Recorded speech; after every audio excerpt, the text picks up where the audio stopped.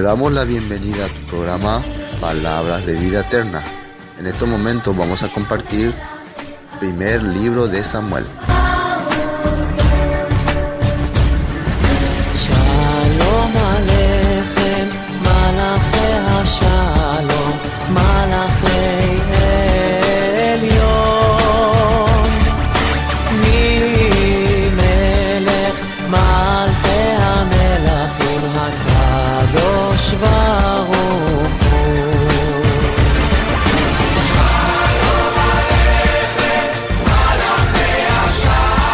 Primer libro de Samuel, capítulo 21. Bueno, capítulo 21 ya hoy vamos a compartir. Estamos avanzando, ¿no?, en el libro de Samuel y vemos que él está huyendo, el rey David. David todavía no es rey, ¿no? Ya fue ungido como rey, pero todavía no fue proclamado.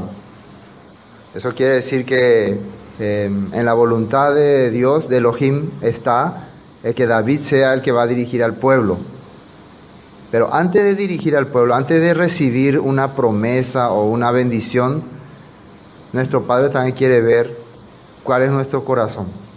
Por eso, la vida de David es un ejemplo de cómo tiene que ser un creyente que va avanzando en la fe. Y también es una prueba de que la inmadurez y también la falta de fe con entendimiento hace que muchas veces cometamos algunos errores como va a cometer David. Para que podamos ver que no es que cuando Dios elige a alguien es porque es perfecto en su manera de actuar, de comportarse, sino que hay algo que Dios entendió acerca de David. El punto que Elohim vio en David es que él era fiel a la palabra y a Elohim. Fiel. Nosotros podemos aparentar fidelidad. Podemos aparentar que creemos en Él cuando estamos así juntos. Pero cuando uno nota que es fiel a Dios, cuando no hay nadie que te pueda ver, no hay nadie que te pueda decir nada, y ahí va a hacer tu oración, tu clamor, y ahí va a buscar a Dios con todo tu corazón. Ahí va a decir que estas cosas que estás pensando o queriendo hacer o haciendo está mal. Ahí vos te das cuenta que sos fiel. Cuando nadie te está viendo. Porque el cristiano común tradicional de hoy es fiel cuando se reúne en la iglesia, cuando está con los hermanos, ahí es fiel. Pero afuera, en su propia vida, en su propio mundo, es totalmente lo contrario. Bueno, eso es lo que Dios vio en David.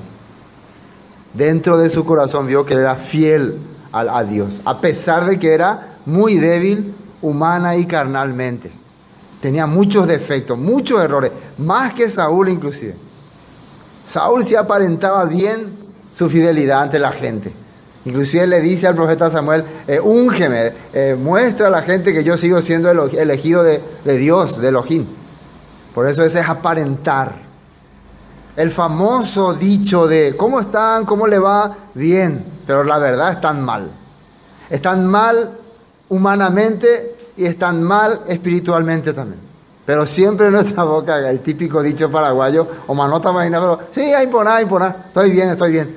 Sí, bueno, eso es aparentar. Eso es lo que la Biblia nos quiere enseñar. Entonces vamos a ver qué es lo que ocurre aquí y cosas extrañas pasan en este lugar. Dice versículo 1, y llegó David a Nob.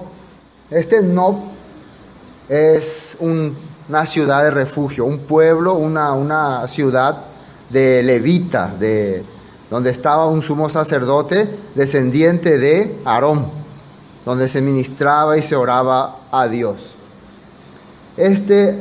Al sacerdote Ahimelech, y se sorprendió Ahimelech de su encuentro y le dijo, ¿cómo vienes tú solo y nadie contigo? Ahimelech, ¿quién era Ahimelech?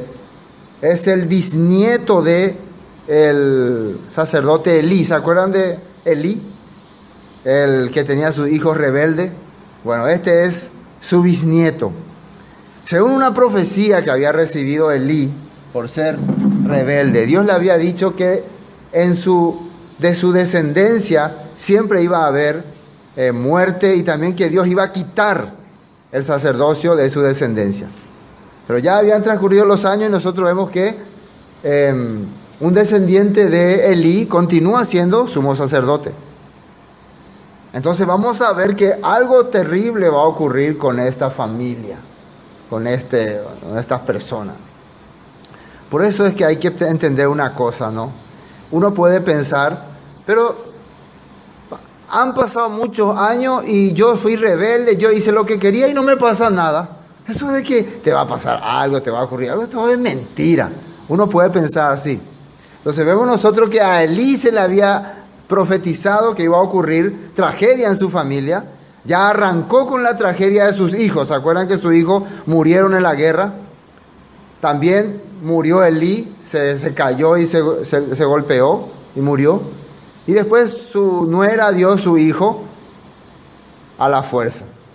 Y después pasó muchos años, parece que no pasaba más nada y ahora otra vez, como que se acerca otra vez la tragedia a esa familia. Eso es para un paréntesis aparte, para ir recordando lo que había ocurrido, para que compaginemos con lo que estamos estudiando de la Biblia.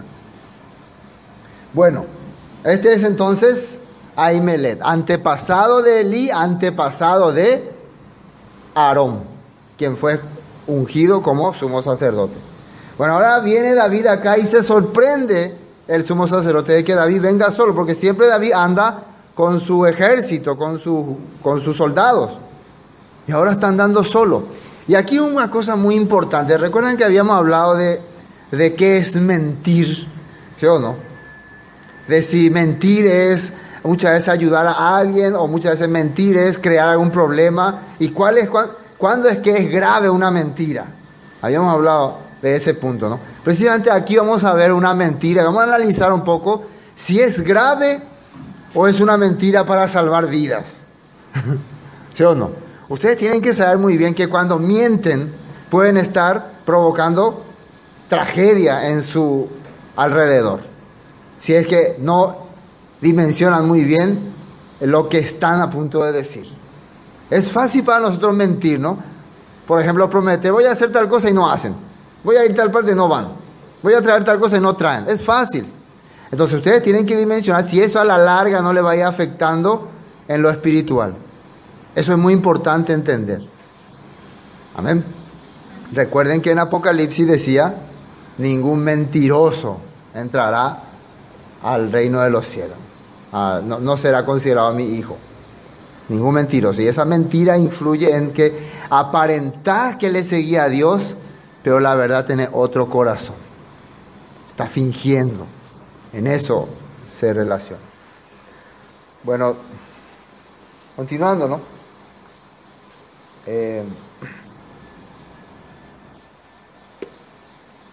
¿Dónde me quedé? No empecé, ¿no? Sí. Llegó Abianot al sacerdote Ahimelech y se atemorizó a Ahimelech de su encuentro y le dijo, ¿cómo vienes tú solo y nadie contigo? Y respondió David al sacerdote Ahimelech, el rey me encomendó un asunto y me dijo, nadie sepa cosa alguna de este asunto al que yo te envío y que yo te he encomendado, y yo le señalé a los criados un cierto lugar. ¿Se dan cuenta que acá David está diciendo algo? ¿Es cierto o es mentira? Una mentira piadosa, ¿no? Una mentira para salvar su vida. Yo cuando veo esto, no veo aquí una mentira para salvar su vida. Un sumo sacerdote es servidor de Dios, una persona que está al servicio de Dios. Si David viene junto a él, tiene que abrirle su corazón. Tiene que decirle realmente qué está pasando. Tiene que declararle, pero por lo visto David tenía un pensamiento de que todos están en contra de él. Puede ser que el sumo sacerdote ya esté vendido también. ¿Me entiendes, no? Entonces, este sumo sacerdote no entiende lo que pasa, no sabe nada. Entonces David le dice, ¿por qué vienes solo? Tú siempre vienes acompañado, tú eres un general, tienes que estar tú. No, es que tengo una misión secreta que me encomendó el rey. Eso es grave porque al haberle mentido a Ahimelech no va a saber después cuando venga Saúl qué responderle, o cómo prepararse, o qué hacer, qué acción tomar, o qué consejo darle a David. Nada, no va a saber. Cuando una persona no dice la verdad, no dice realmente lo que está ocurriéndole, ¿cómo le puede aconsejar? ¿Qué consejo le puede dar? Y por eso vamos a ver que David va a cometer torpezas y torpezas. Recuerden, ese es el que Dios puso como futuro rey. Alguien que tiene muchos defectos, muchos errores. Y de sus errores va a aprender. Está bien, nosotros también estamos viendo, no es que le estamos atacando a David. Él ahora está asustado. Él era fiel a Saúl. Saúl le quiere perseguir, le quiere matar. Tienen la orden de todos los generales, los soldados de atraparle y matarle. Entonces una persona que está con miedo, con temor, confía mucho en Dios, pero en ese momento también como que la fe se le va un poquito por el temor y ya empieza a decir cosas terribles. ¿Sí o no? Bueno, versículo 3, ¿no? Ahora pues, ¿qué tienes a mano? Dame 5 panes o lo que tengas. El sacerdote respondió a David y dijo: no tengo pan común a la mano, solamente tengo pan sagrado, pero lo daré si los criados se han guardado a lo menos de mujeres. Y esto es muy importante porque aquí aparentemente se va a transgredir un mandamiento de la Torah. Porque vamos a mirar en la Biblia que Dios había preparado estos panes sagrados, son los panes que se ponía en el lugar santo, donde se ponía así en fila, ¿no? Vamos a ver un texto de la Biblia para confirmar. Levítico 24. Levítico 24. ¿Qué decía la Torah sobre estos panes? Y vamos a recordar que este texto o esta escena, Yeshua va a mencionar a los fariseos. Por eso hay que ver muy bien acá por qué se va a transgredir un mandamiento de la Torah. Aquí parece que ocurrió algo terrible, ¿no? Un mandamiento de la Torah se va a transgredir. Levítico 24, versículo 5. Tomarás flor de harina y cocerás de ella 12 tortas. Panes, ¿no? Tortas. Cada torta será de 2 décimas de efa. Y las pondrás en 2 hileras, 6 en cada hilera, sobre la mesa limpia delante del Señor. Eran para ofrecer a Dios, ¿no? Al Señor, a Elohim, estos panes. Estos panes representan al pueblo de Israel, las 12 tribus de Israel, que son alimentadas por el maná que cae del cielo, por el pan que cae del cielo. Eso representa estos panes. Después, 7. Pondrás también sobre cada hilera incienso puro, y será para el pan como perfume, ofrenda encendida al Señor. Cada día de reposo los pondrá continuamente en orden delante del Señor, en nombre de los hijos de Israel, como pacto perpetuo. Entonces, durante los Shabbat, durante los días de reposo, se tendría que colocar estos panes, se cambiaba estos panes como pacto perpetuo, en representación del pueblo de Israel. Quiere decir que estos panes representaban las 12 tribus de Israel, que estaban unidos con el pueblo de Dios, con Elohim ahí en el lugar santo. Ahora, versículo 9. Y será de Aarón y de sus hijos, los cuales lo comerán en lugar santo, porque es cosa muy santa. Vean lo que dice ahí. Muy santa, muy sagrada. ¿Y quiénes tienen que comerlo? Aarón y sus descendientes. Para él, muy santa para él, de las ofrendas encendidas y al Señor por decreto perpetuo. Entonces, según la Escritura, según la Torá, según la ley, estos panes solamente eran para Aarón y sus descendientes. Ahora viene David huyendo de Saúl, siendo un prófugo, y llega ahí a Ahimelech y le dice, ¿no? Necesito, como que estamos sin comer, durante días sin comer. Eso es lo único que hay, son estos panes. ¿Se le puede dar o no? Está por morir David y su gente. Pero la ley dice no. ¿Qué haríamos ahí? Solamente una persona que entiende la Torá puede resolver esta situación. Y precisamente el mismo libro de Levítico dice algo sobre el semejante. Vamos a 19. Levítico 19. Fíjense lo que dice ahí. el capítulo 19 dice, leyes de santidad y de justicia, dice. Fíjense, santidad y justicia. Santidad es apartarse de lo inmundo, apartarse de lo que es feo. Y justicia es hacer lo correcto. ¿Entienden, no? ¿Qué es justicia? Hacer lo correcto, hacer lo que realmente está bien. Entonces la palabra de Dios nos va a enseñar, si ustedes leen completo, qué es lo que está bien y qué es lo que está mal. Por ejemplo, a ver, el versículo 16 para poder empezar de ahí. No andarás chismeando entre tu pueblo, no atentarás contra la vida de tu prójimo, yo el Señor. Fíjense que chismear es como hablar mal de alguien, ¿no? Bajarle la caña a alguien, pero a otra persona, no directamente a esa persona. Eso puede ser considerado como atentar contra su vida. Lo que hizo Saúl. Saúl empezó a decirle a la gente, David es un perseguidor, David es un hereje, David es esto. Entonces la gente ahora le quiere matar. ¿Entienden? Algunos creen, y esto les voy a decir acá, algunos creen que el que David no haya dicho la verdad es porque precisamente él no quería quebrantar este mandamiento. Porque vamos a hacer un ejemplo. Ahimelech, ¿sabéis que un poco que Saúl me quiere matar? Ese terrible Saúl me quiere matar. Me tiró una lanza. Suena como un chisme, ¿no? Está chismeando, ¿no? Entonces el sacerdote iba a decir, Saúl es un terrible. Entonces uno piensa que por eso David no dijo nada. ¿Sí o no? Pero tendría que haber dicho por qué está en ese lugar. La verdad, tuve un conflicto con el rey Saúl.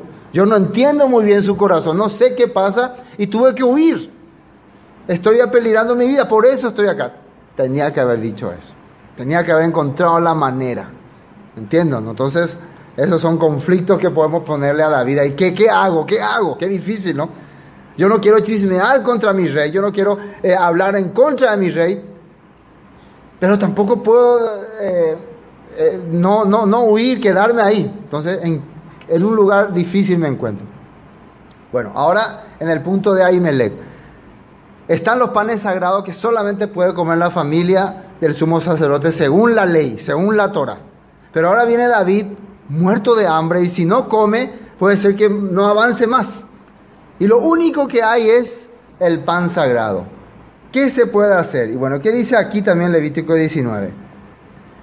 No aborrecerás a tu hermano en tu corazón, razonarás con tu prójimo para que no participe en su pecado. No te vengarás ni guardarás rencor a los hijos de tu pueblo, sino que amarás a tu prójimo como a ti mismo, yo el Señor. Entonces uno de los mandamientos que Dios establece es no aborrecer. Y aborrecer es dejarle morir, ¿saben? Dejarle que le pise un tren. Es cuando en tu corazón no querés saber nada de esa persona y esperar que le ocurra algo. Eso es aborrecer. Cuando veis que está por morir o está con necesidad o está a punto de caer y te eres manón de puesto. ¿Conocen esos términos? Fulano está con muchos problemas. A mí qué me importa que sea suyo. Yo no tengo nada que ver con su vida. Que se hunda. Ese es aborrecer. Cuando en sus corazones surge esto, no quiero saber nada de la gente, no me interesa la persona. Mi vida es mi vida, déjeme vivir mi vida. Vos le estás aborreciendo a esa persona. Ese es aborrecer. ¿Me entienden? No confundan. Otra cosa es que una persona se aleja de vos. Una persona no quiere hablar con vos y vos le dejás entonces que cumpla su deseo. Ese es diferente, ¿no? No sé si me entienden, ¿no? Si la persona mismo quiere alejarse de vos, vos no le vayas a perseguir también. Porque algunas personas se alejan de vos y vos le perseguís, o piensan que porque no le perseguís, vos le estás aborreciendo. No. Me están captando, ¿no? Porque si no se confunde. Especialmente nosotros tenemos el hábito de confundir mucho eso. Si en mi corazón surge que yo no quiero saber nada de ustedes, y les digo, miren, yo no quiero saber más nada de ustedes, déjenme en paz, no me molesten, y me voy, bueno, usted no me están aborreciendo ahí, por hacer lo que yo le estoy diciendo. Ahora, yo sí le estoy aborreciendo, no quiero que me molesten, no quiero que me hablen, déjenme tranquilo, váyanse cada uno a su vida, yo sí estoy haciendo eso.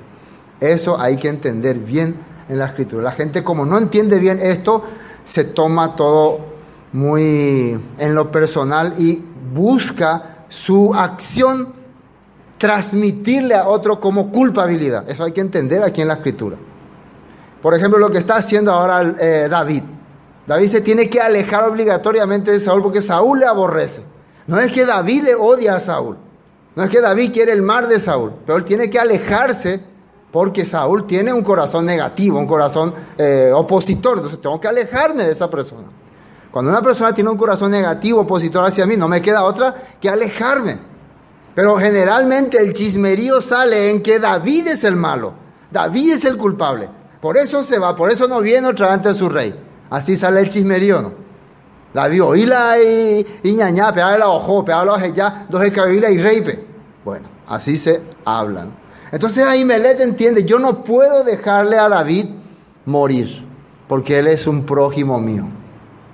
Entonces, ahí él capta que más importante que el pan sagrado coman los hijos de Aarón es salvar la vida de un prójimo. Ayudar a ese que está necesitando. Entonces acá hay dos leyes, ¿sí o no? Entonces una ley sí o sí tiene que tener más peso. Una ley tiene que tener más peso. ¿Cuál sería? La ley que habla de salvarle a alguien su vida, de no dejarle morir a alguien. Esa tiene más peso. ¿Me entienden, no? Inclusive en la ley del pecado, cuando una persona pecaba, había la ley que vos te vas y llevas una ofrenda y esa ley queda anulada. O sea que la ley del sacrificio tiene más peso que la ley del pecado que tiene que morir. No sé si me capta. Entonces, más o menos, la política de nuestro Dios es siempre buscar el bienestar de otro, la seguridad de otro. Por eso Ahimelech hace lo que dice la Escritura. Y vamos a ver lo que dice en Mateo, capítulo 12. Mateo, capítulo 12. Fíjense lo que un día Yeshua les contestó a ellos. Versículo 1, vamos a leer, el versículo 1. En aquel tiempo iba Yeshua por los sembrados en un día de reposo, y sus discípulos tuvieron hambre y comenzaron a arrancar espigas y a comer. Esto es una ley que también está en la Torá, y Deuteronomio 23, 25 dice que vos podés entrar en un terreno, vos le tenés que dejar a los pobres, a los necesitados, un pedazo de tu terreno para que ellos entren a servirse. Solamente que el que entra a servirse no tiene que llevar canasta ni nada. Lo que entre en su mano nada más tiene que agarrar. Algunos ya son abusivos y llevan camioneta y todo. Un día me contó un hermano allá en Carayao que alguna persona le dijeron si podían para entrar a llevar mandioca. Porque necesitan, sí, entren nomás. O sea, algunos entraban con bolsones y un día ya metieron una camioneta. Y pobrecito, ¿verdad? Y cargaban y ya traían a vender en el mercado. O sea, así de abusivo era la gente, ¿no? Bueno, por lo visto no conocían esta ley. Esta ley era así. Entonces, vos en tu sembrado dejá un pedazo para que la gente entre y con su mano pueda arrancar. Eso puede servirse. Entonces, esto estaban haciendo los discípulos de Yeshua porque tenían hambre. Tenían hambre y querían alimentarse. Ahora, versículo 2. Viéndolo los fariseos, le dijeron: he aquí tus discípulos hacen lo que no es lícito hacer en día de Shabbat, dice. Y esto es una discusión siempre entre las personas. Ven, Jesús y sus discípulos quebrantaron el Shabbat. ¿Sí o no? Porque entraron a arrancar espigas en día en que no se permite. Pero ellos no se percatan que Yeshua y sus discípulos no están trabajando, no están haciendo algo para negociar o comercializar o ir a vender o algo así. Simplemente están entrando en un lugar para agarrar algo para consumir, para comer. Pero ellos, en la ley Masei HaTorah, las interpretaciones rabínicas, la ley de los hombres, ellos ya consideran eso como trabajo. ¿Entienden, no? Entonces, cuando vos no entendés bien este punto, vos decís que Yeshua y sus discípulos transgredieron el Shabbat. Ahora, el versículo 3. Pero él les dijo: no habéis leído. Fíjense cómo le dicen: no habéis, da peleé, piope. Si uno quiere debatir o argumentar algo, tiene que leer, tiene que escudriñar, tiene que investigar para ver si está diciendo lo correcto. ¿No habéis leído lo que hizo David cuando él y los que con él estaban tuvieron hambre? Y acá le saca ese tema que estamos leyendo ahora.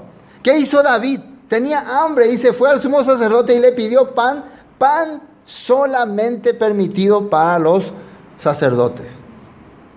Así, y él le pidió, ¿y qué pasó? Dice, y cómo entró en la casa de Elohim, la casa de Dios, y comió los panes de la proposición, que no le era lícito comer, ni a él ni a los que con él estaban, sino solamente a los sacerdotes. ¿Y por qué ocurrió esto? Y ya nosotros hemos investigado por qué el sacerdote entendió que más importante que esta ley es la ley de salvar a una persona. La ley de alimentar a alguien que está con hambre. Dios no se va a enojar por usar un pan para alimentar, para darle vida a alguien que además iba a ser rey de Israel, su ungido. Hubiera sido necio ese sacerdote si no hubiera hecho esas cosas.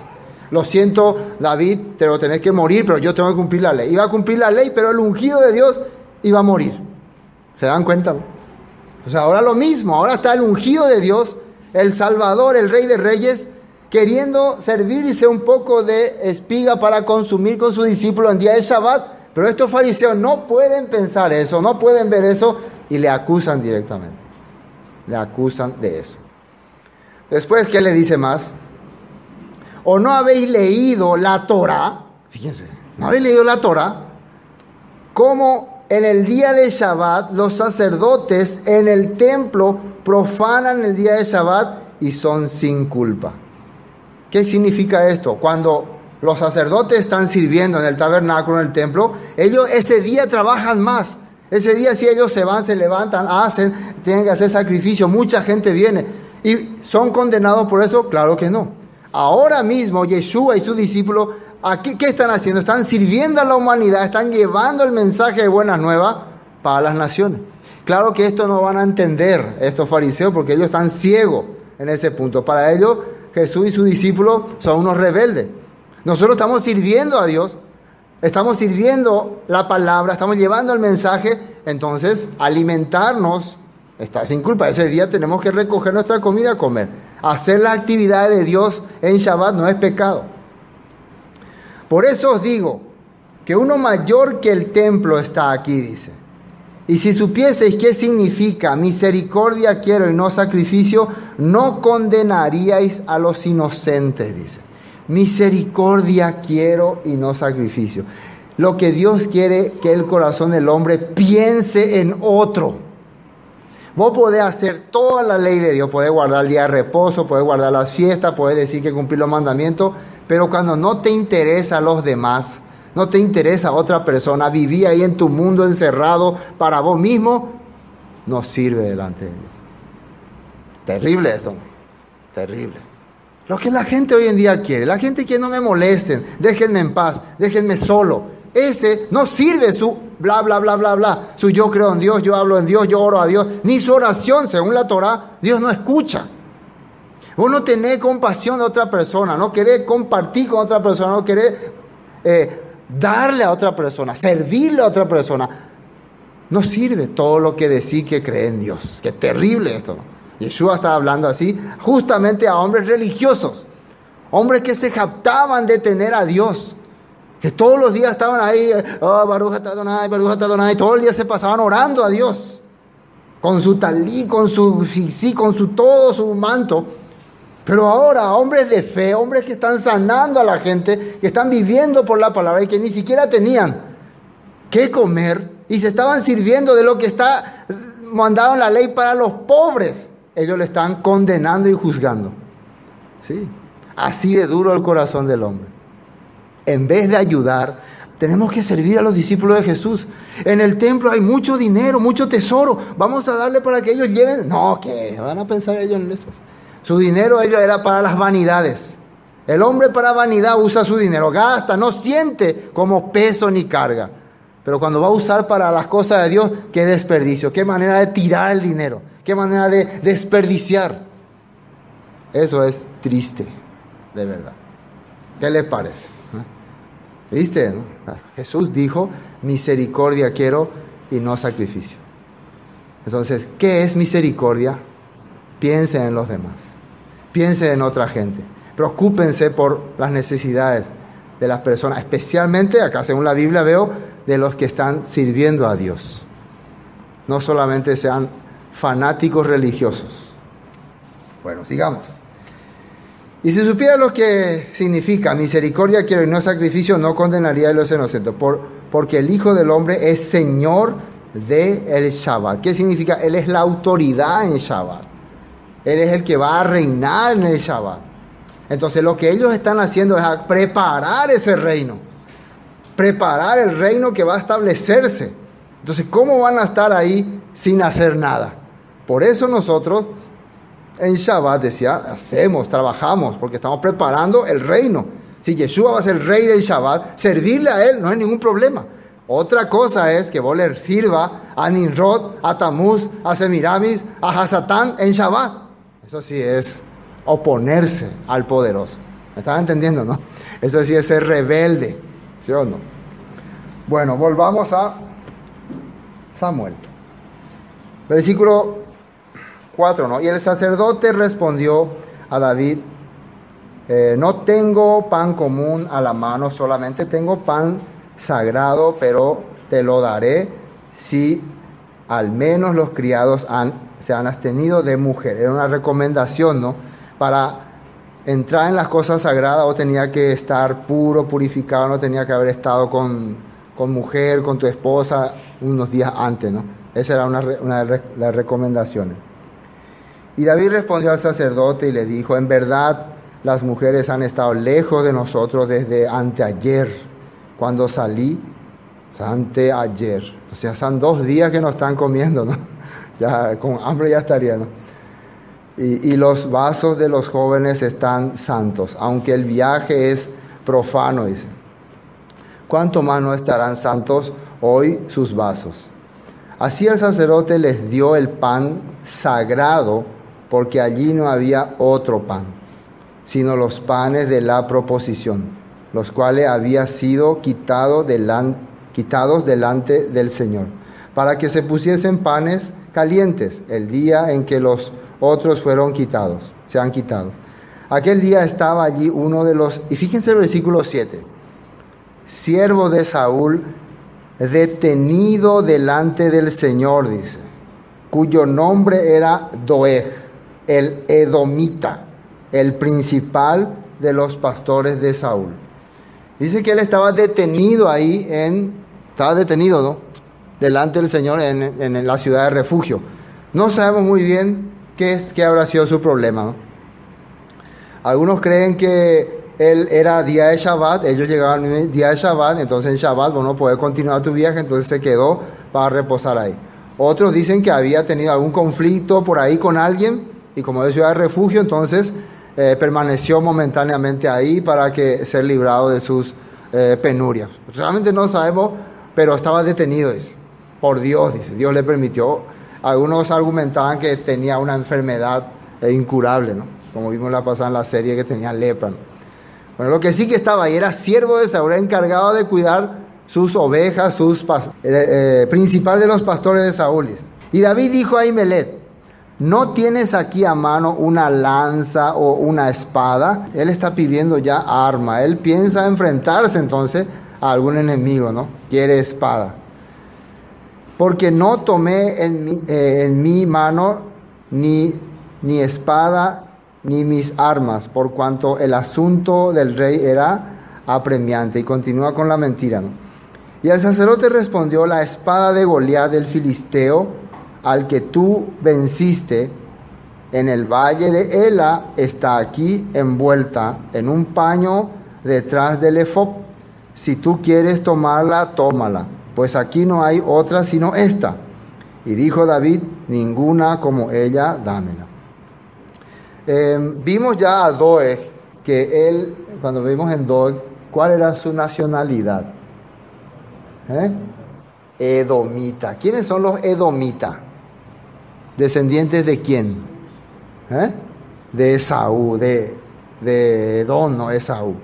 Cuando hablamos la pasada Génesis, cuando hablamos de Edom, vemos que en la sangre o en el gen de los edomitas siempre hay una contrariedad contra el pueblo de Israel, contra los ungidos de Dios, pero en específico contra los que van a llevar la verdad. Porque Doeg, el edomita, no tenía ningún problema con Saúl y con su gente. Pero cuando ve a David, como que tengo que vengarme de él. Tengo que hacer algo contra él. Como se siente así. Después vamos a ver también más adelante que él va a ser usado nada más y nada menos para asesinar a los sacerdotes. Que ningún soldado de Saúl va a querer levantar su arma contra los sumos sacerdotes, pero él sí. Este hombre, esta raza, este pueblo, todavía existe en la actualidad. De repente van a aparecer. Son los que van a atreverse a enfrentar al pueblo escogido de Dios. Lo que mucha gente no quiere hacer, ellos se van a atrever. Son los que van a ser usados como instrumento del anti-Mashiach para perseguir, para atacar y para destruir al pueblo de Dios. Por eso hay que tenerle en cuenta, ¿no?, a estos tipos. Van a aparecer otra vez en un futuro. Bueno, el versículo 9, ¿no? Y el sacerdote respondió: la espada de Goliat del filisteo, al que tú venciste en el valle de Ela, está aquí envuelta en un paño detrás de Efod. Si tú quieres tomarla, tómala, pues aquí no hay otra sino esa. Y dijo David: ninguna como ella, dámela. Y levantándose David aquel día, huyó de la presencia de Saúl y se fue a Aquis, rey de Gat.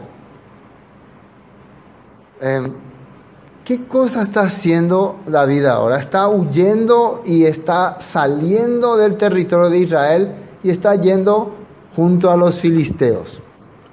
Aquis era un territorio de filisteos y el rey de los filisteos, en el territorio de Gad, donde vivían ellos, y está caminando por ahí, andando por esos lugares.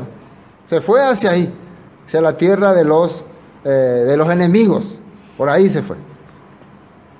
O sea, podemos entender entonces que David está totalmente desorientado porque en su país, con su gente, no tiene seguridad. Ya llegó a los sacerdotes, como que no tenía confianza, entonces ahora está huyendo y se va más allá de las fronteras de su país. ¿Cómo puede Dios ayudarle en este asunto? Vamos a ver qué pasa. En estos tiempos fue donde David oraba, clamaba, y después, cuando tuvo paz, pudo escribir sus salmos. Donde le vino toda esa angustia, donde hacía su oración. Imagínense, él no sabe qué va a pasar con él. Una situación muy difícil está viviendo. Lo que nosotros muchas veces experimentamos también. ¿Qué voy a hacer? Estoy en una situación terrible. Mi país me persigue. Ahora tengo problemas con los filisteos. ¿Qué voy a hacer? ¿Qué voy a hacer? Así está. Versículo 10. 11, ¿no? Y los siervos de Aquis le dijeron: ¿no es este David el rey de la tierra? ¿No es este de quien cantaban en danza diciendo: hirió a Saúl a sus 1000 y David a sus 10,000? David puso en su corazón estas palabras y tuvo gran temor de Aquis, rey de Gat. Y cuando ya le atraparon, le encontraron en el país de los filisteos y le atraparon y le trajeron frente al rey. Este no es el que tanto alababan allá en Israel, el que era el rey, el que va a ser el gran poderoso, este no, el que mató a sus 10,000, este no es el poderoso de Israel, y ahora está aquí, como un pobre prófugo. Se sorprendió el rey de los filisteos. ¿Qué está haciendo este pobre hombre aquí ahora en mi presencia? Entonces David estaba así con miedo, ¿no? Y dice: y cambió su modo de proceder delante de ellos y se fingió loco. Se hizo el loco. El famoso Yapol loco. Oñembo loco, así se, ¿no? Y hay que saber por qué, ¿no? Después les voy a explicar por qué. Dice: y cambió el modo de proceder delante de ellos y se fingió loco entre ellos y escribía trazos en las puertas de la entrada y dejaba correr su saliva por su barba. Empezó a escribir todo así de balde, así como salía todo baba, ¿no? Bueno, hay una ley general, ¿no? Una ley de la Torah, una ley de esa época, que dice que hacerle algo a un loco, o sea, golpearle o dañarle a un loco, es como ser lo más miserable que hay. Es como recibir una maldición. Hay una ley, en aquella época tenían esa ley. Entonces, cuando alguien está loco, demente, hay que dejarle, no hay que hacerle nada. porque está loco, pues. Hoy en día también así se cree, ¿no? No pego un juicio por nada, ni pena de ser, así se dice, ¿no? Bueno, por eso el rey al ver esta reacción, y por eso David inteligentemente, ¿qué es lo que puedo hacer? Voy a hacer que me volví loco. Ah, entonces el rey pensó, ya entiendo lo que pasó. David se volvió loco y su gente le dejó de balde. Ya no es un peligro entonces. Entonces el rey aquí no le sintió como peligro a David. ¿Qué es lo que va a hacer más si se volvió loco? Más bien va a ser divertido burlarnos de él. Vamos a burlarnos de él, que sigue así como loco. Claro. Pero esta vez mintió para salvar su vida, ¿no? Esta vez estaba justificada la mentira, ¿no? La otra no. La otra él podía haber sido sincero con el sacerdote, pero esta vez no le quedaba otra. Porque si él decía, soy el rey, soy el general David de Saúl, estoy aquí. Entonces ahí mismo el rey le va a matar. Si eso es lo que quería el rey quería atraparle a él. Bueno, dice, y dijo Aquis a sus siervos, he aquí estáis viendo un hombre demente, ¿por qué me lo habéis traído? Dice, porque los filisteos lo atraparon pues en las calles. ¿A qué te traemos al rey? Yo no quiero esta clase de hombre loco aquí. ¿Y qué dice? ¿Acaso me faltan a mí locos para que hayáis traído a este a fin de que hiciese de loco delante de mí? ¿Había de entrar en mi casa? Acá sobran los locos en mi país. Échenlo de acá, fuera. Eso es lo que quería David. Échenlo que recorra por ahí. Entonces, justamente ahí termina el capítulo 21. Pero vamos a mirar un salmo para ver qué corazón tenía David en este momento. Este salmo es un salmo que refleja precisamente el corazón de David mientras él huía de Saúl y enfrentaba al rey Aquis. Salmo 56. Muy importante, vamos entendiendo ahora los salmos, por qué fueron escritos, ¿no? Al entender el corazón de David, las preocupaciones de David, vamos entendiendo por qué escribió los salmos, con qué objetivo los hacía, ¿no? Es como una forma de expresar lo que había en su corazón. Dice, versículo 1, 56, 1. Ten misericordia de mí, oh Elohim, ¿por qué me devoraría el hombre? Me oprime combatiéndome cada día. Todo el día mis enemigos me pisotean, porque muchos son los que pelean contra mí con soberbia. En el día que temo, yo en ti confío. A muchos son los que pelean, dice, contra mí con soberbia. Esto es importante.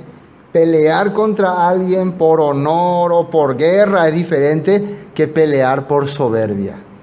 Soberbia, ¿qué significa? Alguien que tiene ira, rencor, enojo, mal entendimiento contra una persona y por eso le ataca, por eso le persigue. No es por un asunto de guerra, ni de conflicto, sino porque le aborrece. Eso es terrible. Hay veces que vos te vas a encontrar con una persona para debatir la Biblia y vas a darte cuenta que ya no es el tema, el debate bíblico, sino que esa persona ya tiene rencor, enojo, ira, soberbia contra vos. Y empieza a sacar cosas que no tienen nada que ver. O ustedes, cuando estén hablando con alguien sobre algún tema de la Biblia y de repente ya no pueden usar la Biblia, no, vos sos una persona desastre, no te conozco. Además, usted ya está actuando con soberbia, ya, ¿te entienden, no? Ya están usando cosas negativas contra esa persona. Ahora, ¿qué dice el versículo 3? En el día que temo, yo en ti confío. El día que me viene el temor es el día en que yo digo, Señor, ayúdame. Ese es el momento en que necesito tu ayuda. Después, en Dios alabaré su palabra. En Dios he confiado, no temeré. ¿Qué puede hacerme el hombre?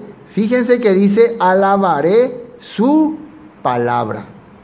Cuando yo confío en Él, cuando yo pongo mi confianza en Él, quiere decir que empiezo a agarrar otra vez su dabar. ¿Qué era la palabra en el tiempo de David? ¿Cuál era la palabra que él conocía en ese tiempo? La Torá, los escritos de Moisés. Esa era la palabra. Entonces, en tiempo de angustia, en tiempo de confusión, en tiempo de debilidad, yo voy a alabar, quiere decir, voy a exaltar, voy a darle valor a tu palabra. Pero la gente es al revés. Cuando tiene conflicto, cuando tiene problema, la palabra es palabra, cuando ganas en Dulce y Baebeina, cuando ganas Ina. ¿Cómo se dice? Ahí se acabe. Palabra pico. Ahí se cierra más, ahí se endurece más. Esa es la diferencia entre Saúl y David.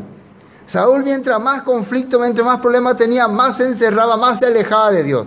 David, mientras más conflicto, mientras más situaciones, alababa la palabra, dice. Ahí le ponía en primer lugar a la palabra. Eso quiere decir. Dejaba todo, quiere decir que él buscaba otra vez los escritos de Moisés. Por eso él escribía los salmos. De ahí el Salmo 119, donde él alaba y exalta los mandamientos de Dios. Eso es muy importante. ¿Están entendiendo? En Dios he confiado, no temeré lo que pueda hacerme el hombre. Todos los días ellos pervierten mi causa. Contra mí son todos sus pensamientos para mal. Se reúnen, se esconden, miran atentamente mis pasos, como quienes acechan mi alma.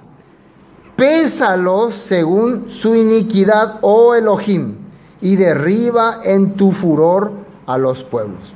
Entonces, esta gente está planeando, pensando cómo destruir a David. David dice, todas esas iniquidades que ellos están planeando, poner en una balanza. Y después hace el juicio. Dios, él está encomendando a Dios su causa. Así está diciendo la Biblia. Se reúnen, se esconden, ya leímos esa parte, ¿no? 8. Mis huidas tú has conocido. Y esta parte me gusta. Pon mis lágrimas en tu redoma. Dice, ¿qué es redoma? Vaso. ¿Qué dice en tu Biblia? ¿Qué es redoma? No es vaso, no es como así como una latonita. ¿Ah? Por eso pon mis lágrimas en tu vaso. Quiere decir que junte, ¿no? Todo lo que estoy llorando, todo lo que estoy sufriendo, guarda. No, que ningún dolor, ninguna pena que vos estés sufriendo y estés clamando a Dios, Él se va a olvidar.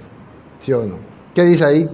Recipiente de vidrio ancho, algo así. Bueno, entonces es un recipiente, vaso, yo dije, ¿no? Vaso, un recipiente. O sea, ahí carga todas mis lágrimas. Fíjense lo que dice ahí. Pon mis lágrimas en tu vaso, ¿no? En tu copa. ¿No están ellas en tu libro? Dice. ¿Qué es eso? ¿No están ellas en tu libro? Quiere decir que Dios tiene un libro donde está anotando todas las cosas que estamos viviendo y pasando. ¿Sí o no? Él no se va a olvidar de nuestra angustia, de nuestros clamores. Y por eso es que existen salmos. ¿Qué les parece? Por eso estos eran escritos de David personales, como su diario, ¿no? Ustedes saben el diario, así el que uno escribe, hoy me pasó tal cosa, hoy me pasó... Bueno, esto era eso de David, pero Dios consideró como cosa celestial, como libro sagrado, como inspiradas por Dios. O sea, todos los sufrimientos y angustia de David, que era ungido de Dios y estaba peleando por hacer la voluntad de Dios, Dios consideró como cosa sagrada.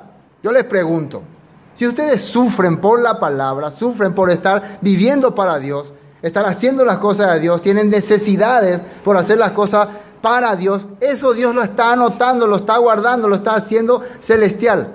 Pero contrario, como Saúl, si sufren por soberbia, por orgullo, por carnales, eso se está preparando para tirar en el basurero. Duro lo que dije, pero tengo que decirlo.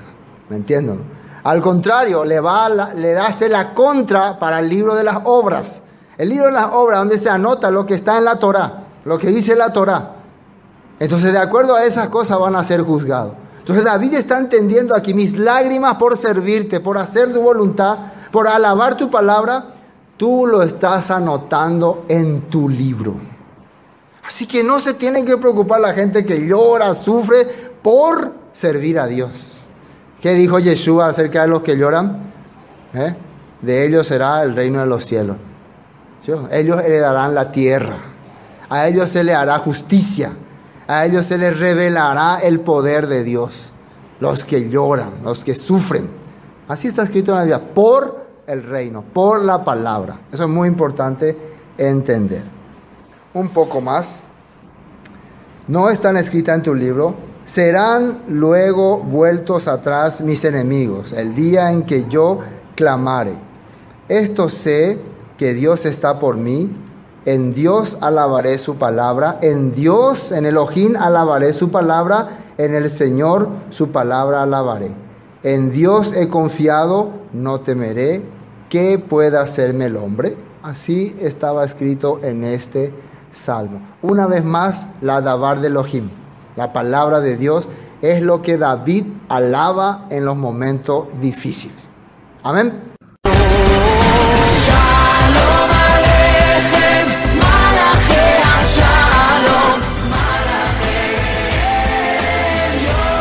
Esto fue Palabra de Vida Eterna, con el estudio del primer libro de Samuel. Para cualquier consulta, 0981 60 46 77. Bendiciones y hasta pronto.